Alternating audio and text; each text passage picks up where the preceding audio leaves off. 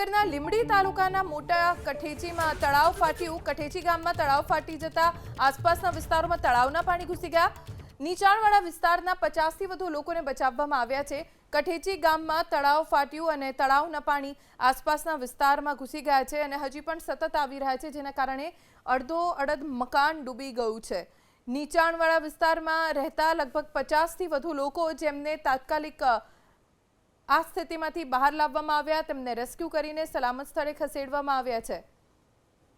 કઠેચી ગામમાં આવેલું તળાવ ફાટી ગયું કેમ કે સતત વરસાદ ચાલુ છે। તળાવમાં પણ ખૂબ પાણી ભરાઈ ગયા છે, જેના કારણે તળાવના પાણી આસપાસના વિસ્તારોમાં ફરી વળ્યા અને 50થી વધુ લોકોને સહી સલામત વિસ્તારમાંથી બહાર કાઢવામાં આવ્યા છે। આ તરફ લખતરની વાત કરીશું। ભારે વરસાદ લખતરમાં પણ છે। તાલુકાના અનેક ગામો પાણી થઈ ગયા છે।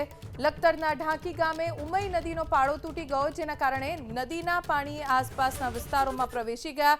ઢાંકી છારજ જવાનો રસ્તો બંધ થઈ ગયો છે અને અહીંયા વાહન વ્યવહાર બંધ છે। નદીનો પાળો તૂટ્યો અને આસપાસ વિસ્તારોમાં પાણી ફરી વળ્યા છે। ઘરની અંદર પાણી ઘૂસી ગયા છે। ઢાંકી ગામના સરપંચ પ્રભુભાઈ મકવાણા આપણી સાથે જોડાઈ ગયા છે। પ્રભુભાઈ, અત્યારે ગામની શું સ્થિતિ છે? હાજી મેમ, હેલો। જી જી।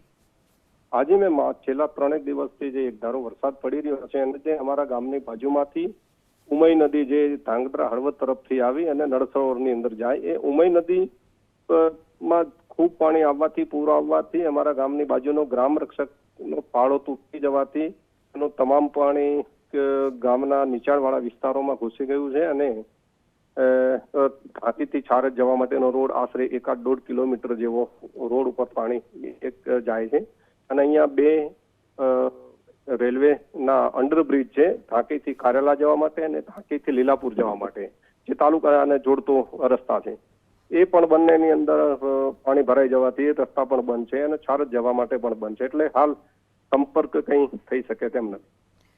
ક્યાંય ગામમાં કોઈ ફસાયું હોય અથવા તો જે નીચાણવાળા ગામના વિસ્તારો છે ત્યાં કોઈ અટવાયું હોય એવી કોઈ જાણકારી? ના જી સાહેબ, એવું તો અત્યારે છે નહીં। જે નીચાણવાળા વિસ્તારની અંદર પાણી ભરાયું હતું એને સલામત જગ્યાએ ખસેડી દીધા છે। આભાર પ્રભુભાઈ એબીપી અસ્મિતા સાથે વાત કરવા માટે। તો ઢાંકી ગામના સરપંચ પ્રભુભાઈ મકવાણા જેમણે જાણકારી આપી છે, પાળો તૂટ્યો એટલે પાણી ગામમાં પ્રવેશ્યા છે। સુરેન્દ્રનગરમાં સતત વરસાદ ચાલુ છે। વરસાદના કારણે સ્થાનિક જળાશયો, તળાવ હોય કે નદી, પાળો તૂટવાના કારણે આસપાસના વિસ્તારમાં તેના પાણી ફરી વળ્યા છે।